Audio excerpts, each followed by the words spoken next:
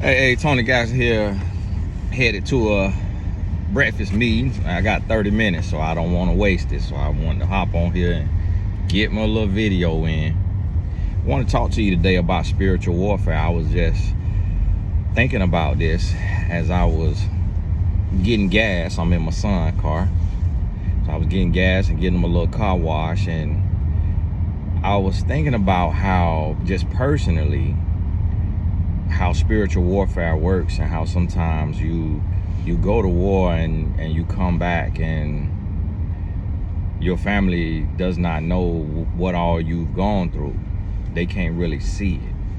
And how you make life hard on yourself so that it's easy on your kids, or life is hard on yourself so that it's easier on your spouse, hard on yourself and it's easier on your family members, your mother, your father, your sibling, brother, sister. And we constantly are at war. But what I realize is a lot of us don't realize it. A lot of times we don't understand how, when it comes to spiritual warfare, that there are so many different tests, and not all test is a nuclear bomb. And so I realized that we don't notice the small particles of war. We don't pay attention to the little things. So you may look and say, well, I'm not in spiritual warfare because I'm not crying every day. I'm not in spiritual warfare because I'm not being beat on, or I'm not being cursed out every day. I'm not in spiritual warfare because I don't live in a shelter, or I'm not homeless, or I'm not losing hair, or I'm not losing all of my friends, all of my family. Everybody around me isn't dying, so I'm not in spiritual warfare. But you don't understand the warfare of the media. You don't understand that when you watch that podcast that you watch, you lost time that you're gonna be begging for on your deathbed.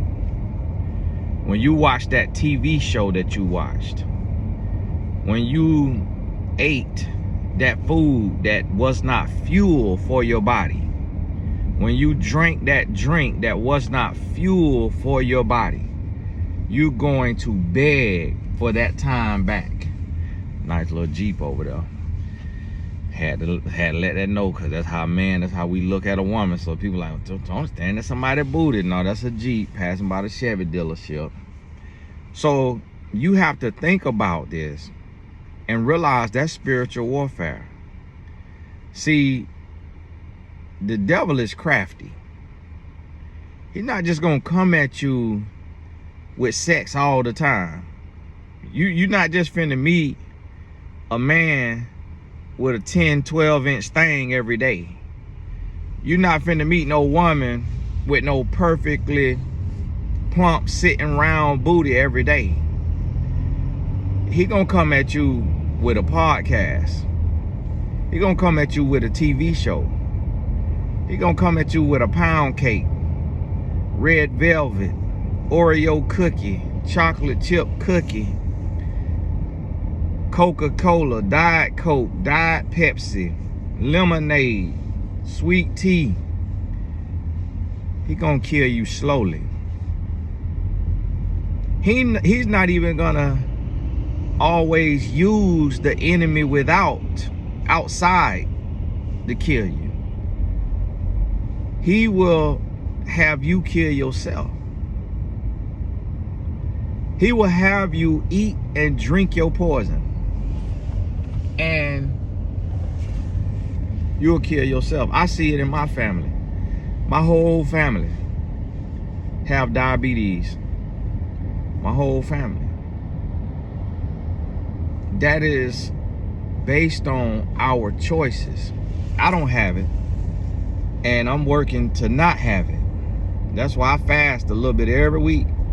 That's why now I count the costs. I watch what I put in my mouth. Everything I put in my mouth, I understand it's gonna come with a consequence or a reward. And I say to myself, if I'm in the drink a sugary drink, I say to myself, this is 5 minutes that I'm taking off my life that I'm gonna want back. So if I'm gonna drink this sugary drink, what I'm finna do? I'm finna fast after it. The next day I'm fasting, at least 12 hours. I'm fasting 12 to 16 hours. Let my body purge. Let my body cleanse itself. Instead of putting another sugary drink on top of it. If I'm finna eat bad, yesterday I had some fried chicken. Guess what? That's all I ate that day. I said, okay, I had some fried chicken and some fried rice. I said, all right, can't have no, and I had a strawberry lemonade. It was a junky day. So guess what? Couldn't eat nothing else. Throughout that day, let my body, and all day today, I'm not eating until dinner. Let my body cleanse. Let my body purge itself. I ain't gonna put nothing else on it. I'm gonna let it break it, give it time, because it need more time to break down that junk. Give it more time, break it down. And then I know, all right, that's all, I can only do that one day. In the 7-day week, I can only do it one day. So now today, got to be back to whole food, healthy food. So that's what you got to think about, that your spiritual warfare, it's little stuff. Your spiritual warfare may be on Instagram, Facebook, Snapchat. It's always creeping up on you. It wants you. And sometimes it's on us, sometimes it's on our family members. I told my son, I said, son, get home. You got 30 to 45 minutes to get a shower and get in bed. You should have no homework after practice, because you got enough time this year to get your homework done before practice. Don't come home and go to sleep. You come home and you do your schoolwork, and then you start doing your SAT prep. And that's what you need to do. And so last night, get home about 9:45, 9:50. 10 o'clock at the latest. I look up, it's 11:20, he still ain't in the bed. So guess what? Because he's 17, he's not an adult, he's in my household. Now I gotta help him with his spiritual warfare. So I walk in there, he still got his phone. His phone supposed to be up in another room, in the media room, on the charger. Still got his phone. So guess what I told him? I say, son, going forward, until I say otherwise, as soon as we walk in the house after practice, your phone goes up. All conversation is done. Phone is up. And now I'm finna move it to where phone coming in my room. Phone got to get put up in my room. I got to help you with your spiritual warfare. And see, that's what we got to understand, is like, it's everything. And I learned this little quote from Zig Ziglar, but it's a little quote, but it's a big lesson. And he said, everything affects everything. So let me help you understand this right here. My son is a virgin. He's 17 years old. He want to save himself until marriage. It is not going to be easy. I'm getting ready to go meet with a virgin right now. A guy that I mentor and that used to work for me. He is, I think he's 35 years old. He's an aspiring actor, and he's still a virgin. He's saving himself till marriage, have not met his wife. But you know why he can't meet a wife? Because he doesn't have any money. So that's what a lot of people don't understand, that it's like nothing is ever good enough for women, nothing ever good enough for men. And then he may meet a woman who will accept him on his aspiring journey, but because he's not a millionaire, because he's not making, 100,000, 200,000 yet, at least not to my knowledge, she gonna look down on him. Oh, you need a real job.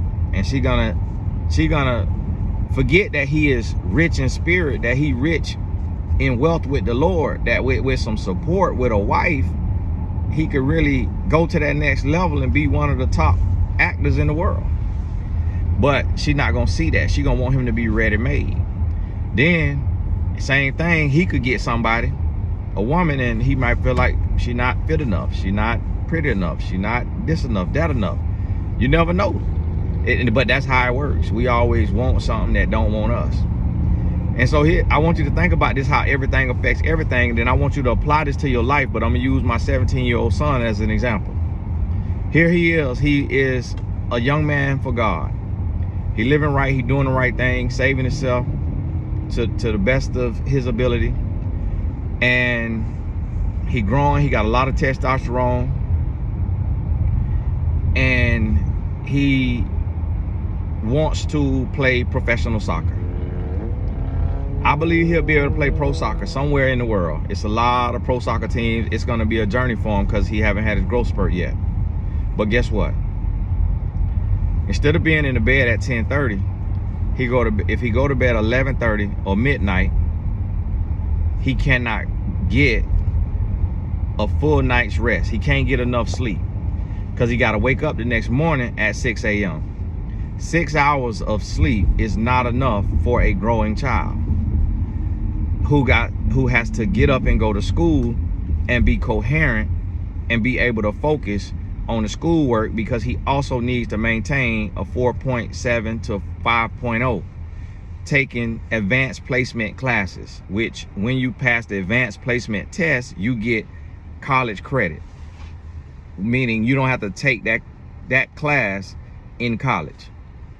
So he's taken some advanced placement classes, and he has done this every year. He has a 4.7 GPA. So yes, higher than a 4.0 when you take AP classes.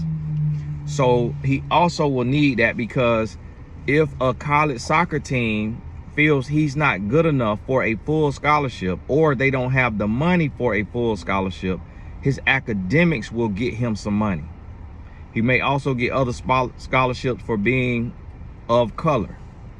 He may also get scholarships from having a mother who was born in another country. You never know. It's scholarships for all type of stuff. We just got to find them online and apply for them.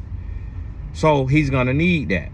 But guess what? If he doesn't sleep right, that means he's tired. So and when you tired, what do you do when you tired? You eat bad. When you tired, you want pancakes instead of eggs. When you tired, you want cookies and cake and Coca-Cola instead of water and kale and strawberries and blueberries. When you tired, you eat bad. So now, guess what? He's 5'7". His competition is 5'10", 5'9", 5'10". Some of them are 6'2", 6'3". So at 5'7", he has to look like a ball of muscle. He can't be rounded off and kind of pudgy. He got to look like a ball of muscle. But if he's only sleeping 6 hours, and then he's eating too much carbs, he's going to be lethargic in his brain in the classroom, which is going to drop his grades, and then he's going to be lethargic on the field, which is going to hurt him because the other guy's legs are longer. And he's going to be rounded off and pudgy, which is going to hurt him because he doesn't have the height that a lot of guys have in his position. So you notice how everything affects everything? Now I want you to take that and apply that to your life. I don't know you and what you're dealing with and what you need. So that's why I had to use a really close example that I'm dealing with in my life right now, seeing that. Now, how is that spiritual warfare? His ministry as a virgin adult male and a pro athlete is going to have far greater impact than his ministry as a political science major on a college campus or a social worker. Think about that. You have somebody who can become a social worker, and I'm not knocking the social worker. I want you to listen to what I'm saying. Get out your feelings, because you're I'm a social worker. I got a ministry. Listen, think about this now. Think of a pro athlete you know of. Any pro athlete, the one from your city, or if all you know is LeBron James. If LeBron James was a man of God and he started ministering the word of God, who will reach more people just out the gate, just on average? Yes, a social worker could get on TikTok and become absolutely famous and reach 1 million people, but don't miss the point. The ministry will have far greater impact in the lives of young men if my son becomes a pro athlete who saved himself for marriage because of his Christian belief. It will have far greater impact on young men than him going and being an entrepreneur or having a regular job with the same story. Yes, he will impact the people under the sound of his voice. Yes, he will impact the people in his city, the people whatever. Yes, he will have impact. But that is what spiritual warfare is. Satan says, I know you want to be a pro athlete, so I'm going to attack you with carbs, with sugar, with social media, and with short nights and long days. You're gonna be tired, you're gonna be lethargic, you're gonna be pudgy, you're gonna be slow, you're gonna be depressed, you're gonna have anxiety, you're gonna have fear, but yet you're gonna be spoiled by your parents, which is gonna make you be hated by other adults who can give you a spot on their team. Because you got it all and you're not taking advantage of it. So now I'm gonna make man hate you, I'm gonna make you hate yourself, and I'm gonna derail your destiny so that you don't receive your platform for God. And although I know you still gonna speak for God and you still gonna work for God, I'd rather you do it from the valley than from the mountaintop, where everybody could see you and everybody could hear you. And in the valley, can't nobody see you and hear you but the people that's right around you. Ladies and gentlemen, that's spiritual warfare. Spiritual warfare is not always in the form of a sexual body part of the opposite sex. Spiritual warfare is not always in the form of death and destruction. Spiritual warfare is not always in the form that you can easily and readily recognize it. The devil is sly. The devil is coy. The devil is smart. The devil is conniving. He sneak up on you. He catch you when you least expect it. So you got to understand, okay, what are the weeds in my life? This morning in my Bible study, I was one of the chapters that I went through, and I went through this book already last month or the month before, but I'm back in it. But one of the chapters that I went through it was talking about separating the wheat from the tares. So the devil, he gonna come, he gonna plant weeds in your life to choke out your gift, to suffocate your destiny. That's what he comes to do. So in knowing that, you gotta come to a place to where I gotta make a turn here soon, and I can't remember which way I'm turning. It's gonna pop up here shortly. In knowing that, you gotta pluck your weeds. So what I want you to do, okay, left in a half a mile. So what I want you to do, I want you to look at your life. And I want you to see, I want you to look and see and say, okay, what are the weeds in my life? Is it a toxic relationship with a lover or a friend or a family member, a co-worker? Is it a toxic relationship? Is it sugar, the juices and the sodas, the candy, the cakes? Is it food, fried food, the greasy food, the carbs, too much carbs? Carbs ain't bad for you, just too much is bad. Is it social media? Is it television? What are the weeds in my life? Is it gossiping? Is it backbiting? Is it envy, covetousness? What are the weeds in my life? I want you to start to think about that and really start the process and ask yourself, okay, so what do I need to do? I need to think before I act. I need to think before I speak. I need to think before I do something, before I engage in something. I need to think before I eat, think before I drink, and I need to guard the gates. I threw this to Caleb for us to talk about on this week's episode, and it'll be good for us to dive into it and for him to share his story and how he guard the gates. But you need to think about this. And so if you're not subscribed to Louder Than Words, what I post on the community page, make sure you get on over there and subscribe now. Get that hate out your blood. If you ain't subscribed, that might be, get that hate out your blood now. And so I'm thinking about this, and I'm saying, okay, guard the gates. It's 9:45. I'm going to a coffee meeting. It's on me today.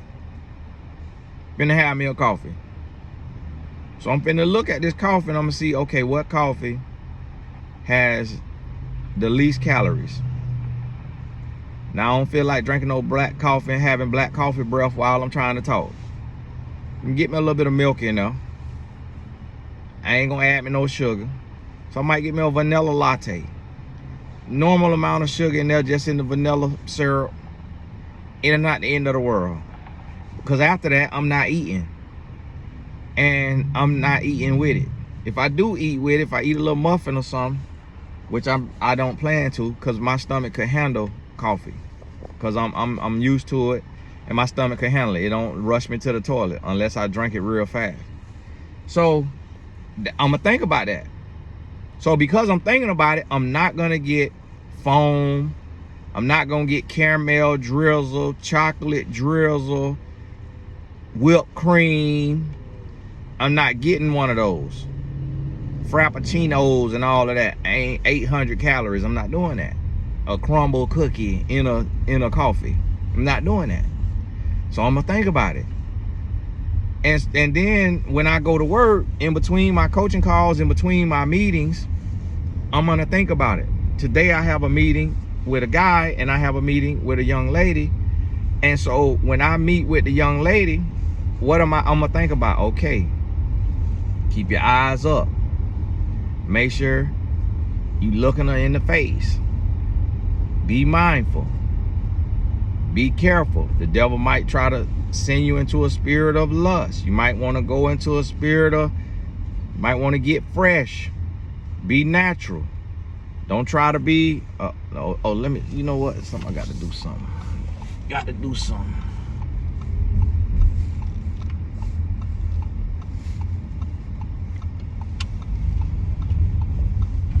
Sometimes people be being nosy on the road. Okay, straight up the Cypress. Okay. So even with that, it's like, yeah, okay, I've been married 17 years. So some people will think like, oh, 17 years, no, you can't ever get comfortable. Still, hey, be mindful. Be mindful, be careful. All of that right there. And so now, because I realized that's gonna be a thing. Like eventually I'm gonna open me an office in Beverly Hills. And when my kids gone, I'm gonna be a week in Beverly Hills. Me and my wife, we'll go to week in Beverly Hills, and I'm coaching all the LA influencers and celebrities. I'm gonna have an office in Atlanta. I'm gonna have an office in New York. I might have an office in Dallas. Nah, I ain't gonna do Dallas. I'm going to the media centers, New York, LA, and I'm influencing the influencers. And I'm gonna have to meet and do sessions with women, just like a therapist. But instead of being like the therapist in Houston who started sleeping with his therapist and then pulled a gun on him when she said she didn't want to do it no more, That right there happen. That's spiritual warfare, when you're not mindful of what you're doing. So see, I want you to evaluate every choice you make in your life. Don't take it lightly. Evaluate the choices. Evaluate what you're gonna eat, what you're gonna drink, what you're gonna watch, what you're gonna listen to. Evaluate what you're gonna wear. What are you gonna wear? I had me another outfit today, and it had a couple of buttons that come down. What's going on over here to the field? But it might have showed a little bit of chest, might have showed a little bit of chest hair, and the shirt is silk, but it got some maroon in it. That's why I wanted to wear it, because it's like fall now basically. But then I thought, no, let me put on this full shirt.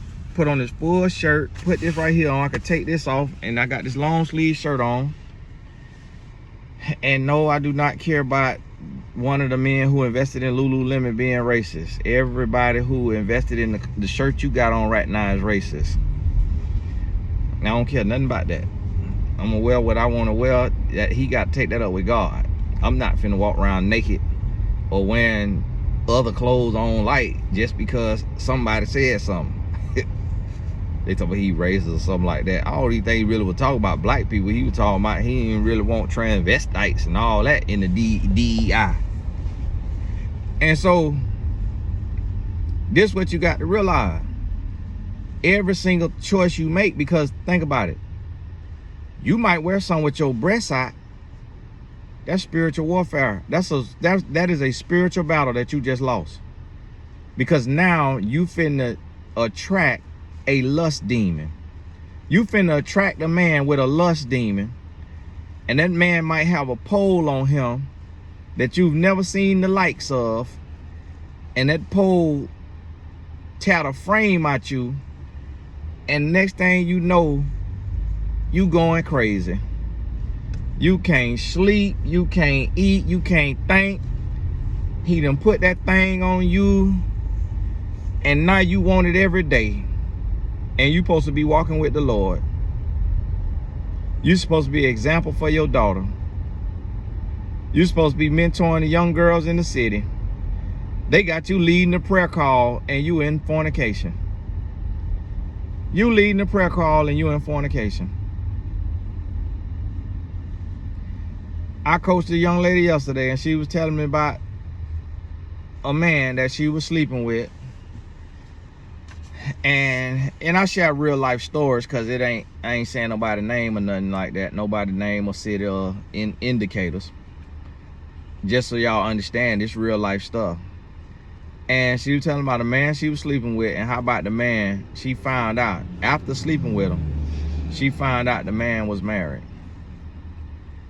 And her feelings was hurt, and she went to writing him, and she was going off on him, telling him all about himself on the text. Or she was blowing his phone up, and he wrote her back and was like, "Stop blowing my phone up. I am leading the prayer call on Zoom."